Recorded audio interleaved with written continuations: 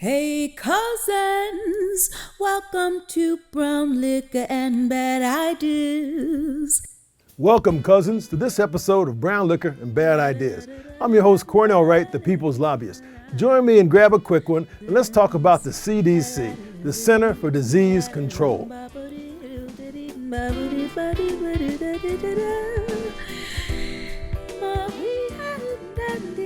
Well, cousins, let's have a quick one to get this started, talking about this conversation. Because I'm happy they call it the CDC, because it's one of the acronyms that sounds a lot better than the Center for Disease Control, doesn't it? That's a little scary. But cousins, I want to talk to you today about the Center for Disease Control, because I, perhaps like you, didn't have too much an appreciation for it or what the good folks down there do till the last couple years.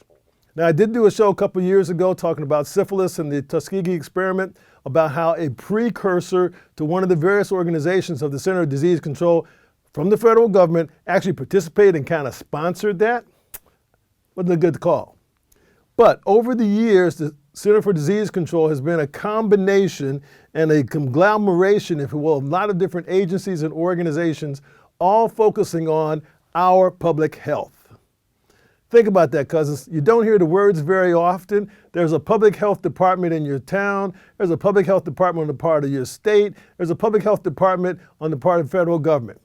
The CDC is one of the components of a large network of governmental positions, laboratories, colleges and universities, hospitals, all sorts of healthcare facilities and operations trying to do what's best for us to help us with our health. So think about it, cousins. If it wasn't for the CDC and some of the work they've done and others, the good cousins in Flint might not have known about all the water they were drinking, the difficulties with that. The cousins now down in Jackson, Mississippi are having difficulties. Why? Because, I don't know, but somewhere along the line, water filtration plants were wearing on backup, and then some water came in, like a climate change type of situation, and next thing you know, they could totally wipe out for the entire city. Has no water, which is, by the way, the capital of Mississippi. Come on, cousins, that's a whole bunch of bad ideas there. And lack of follow-through and care about somebody, but that's a topic for another show. But so you think about the CDC, cousins, and we heard a lot more about it. It's kind of coming to our forefront in our minds as a result of COVID-19. So, cousins, let's take a look at that a little bit. Let me give you a little brown liquor perspective on that and maybe some good ideas and bad ideas. Right now, you're hearing a call for, well, let's change the CDC, let's change the organizational structure, let's change the motivation, whatever, those kind of things, right? There's always been, and perhaps always will be, a political component to what the CDC does, where it focuses some resources and attention, and how it moves forward.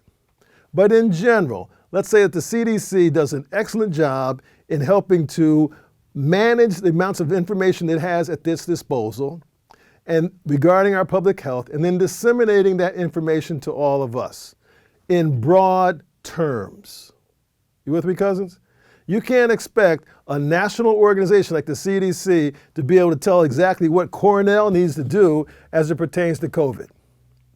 You can't expect them, and they have been able to, over time, present information about COVID, using that as the most recent example where it's in the front of our minds, where COVID has impact. Oh, gee, we've done some analysis and identified that COVID has this impact on black men. That calls me. And then all of a sudden, black men of a certain age. Okay, that's me. And then black men within a certain age who may live in certain areas. Okay, that's fine. But it'll never be a replacement for you or me in regards to understanding and have a communication and relationship with our personal physician, or whomever we go get our primary care capabilities and just from. You with me, cousins?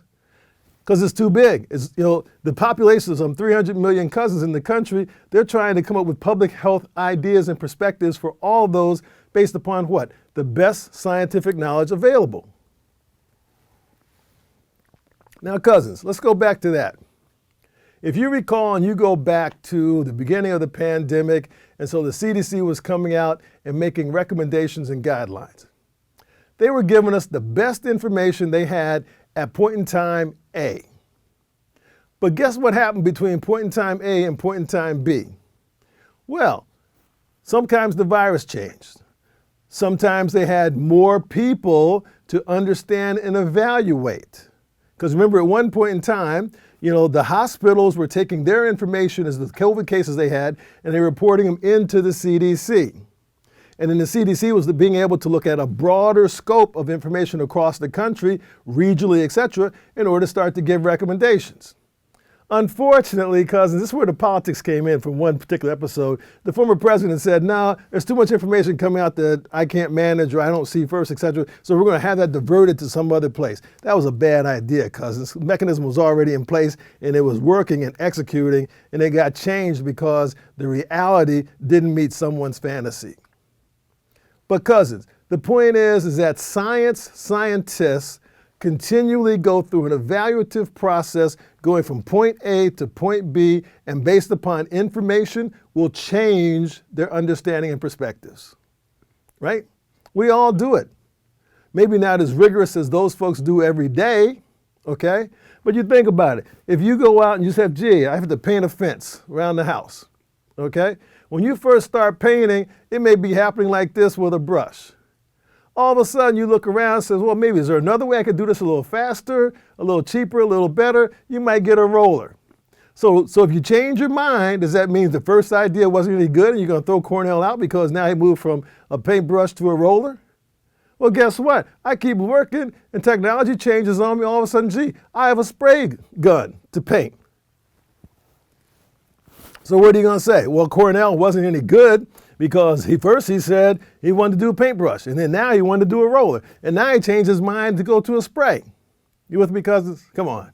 You know the deal.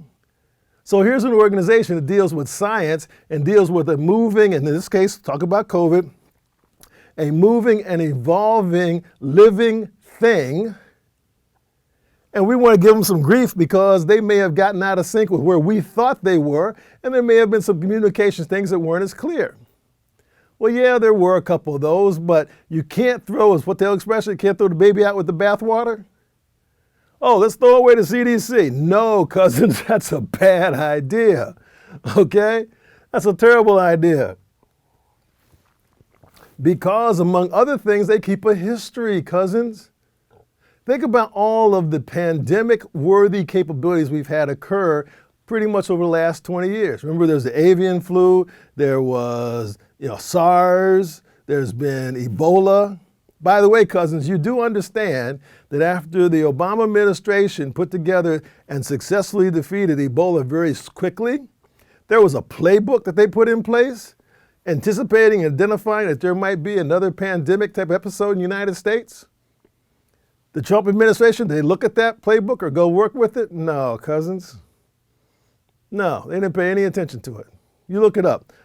It's a pandemic playbook created by the Obama administration, members of the CDC, Health and Human Services, and a lot of other smart people that we know who were focused on trying to keep Americans safe. And did the former administration use it? No, that's another topic.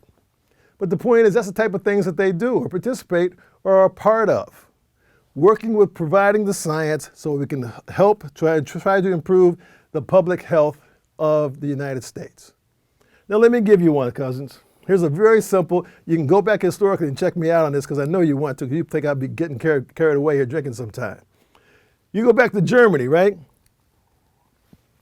One of the things that Germany is famous for is their beer.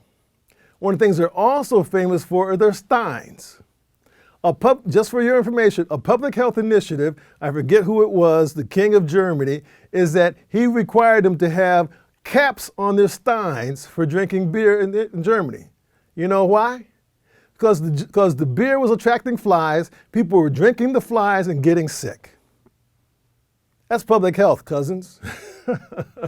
So if you go get those fine beer steins, so you might have them in your bars. If you ever go there, you see the steins. That's the origin of why you have caps on the tops on the steins. And by the way, if you get the technique right, you just grab it like that, flip it up, drink it, and you put it goes back down automatically. Keep the flies out of your beer, cousins. Okay? But public health is so important to us and needs to continue to be a focus for us. Why? Because our world is changing dramatically. Regards to fires, regards to pollutants, regards to diseases, pandemics, And so who's going to be looking at us and trying to be that, not necessarily clearinghouse perspective, but focusing point in order to provide some laser focus on particular activities and events when necessary, if not the CDC? Who's better, cousins? Who's better? I heard this one joke, cousins, you think about it, I'm sure we all been there somewhere. During the course of the last 2 years or so with COVID, the joke goes, gee, you couldn't get online with your kids by going to your computer, but now you're an epidemiologist. Come on, cousins, you know what I'm saying? There's some things that we really can't touch, and you have to leave that to the scientists in order to figure out for us. Is the CDC perfect? No. Is anything we have perfect? No. But are the hardworking people at the CDC working for the benefit of trying to help us be the best we can be, live in a healthy environment, even though we may not know or want to hear all of the health exposures that we have? Yes, they are. And the better job they do, and the more support we get them, and listen to them, okay? Don't take everything, ask the questions to make sure that they also are what? Asking the right questions to their data and to their sources and to their techniques. That's our problem, okay? But that's a great start for us to continue working with, cousins. And so don't be panning the CDC. If anybody talking about we're going to get rid of the CDC, check them out. That's nobody to vote for, cousins. The CDC is here. They're for our benefit now. They're in the right groove, and we need them more than ever. Not only them, but the whole apparatus within the United States of what we consider public health. You've seen the public health officials come out a lot more. You see them starting to show up, like this thing down in Jackson, Mississippi. Who's from the state? Who's there? The public health administrator. Talking about, well, you can't quite drink the water there in Jackson, and you can't use the water in the schools. Kids don't have water, and so what we're going to do? Well, what you need to do is fix the pumping station and get them up to modern technology. But that's the point is, cousins, we need to continue to support this and move forward with this. This is not a political position one way or the other, because we all are impacted by our public health, right? Cousins, thank you for joining me. If you have any comments, leave them down at the bottom, talking about the CDC and public health, because we're all invested. In fact, they could even change that to We the People Health. You with me on that, cousins? You take care of yourselves. We'll see you next week on Brown Liquor and Bad Ideas. We are the people. We are the people.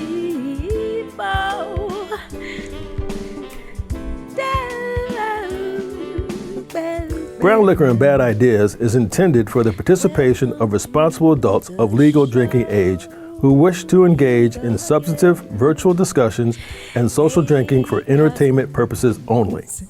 Brown Liquor and Bad Ideas does not advocate the abuse of alcoholic beverages. Choosing to participate in any of the drinking activities shared in the program should be made with moderation and caution and is the sole responsibility of the user.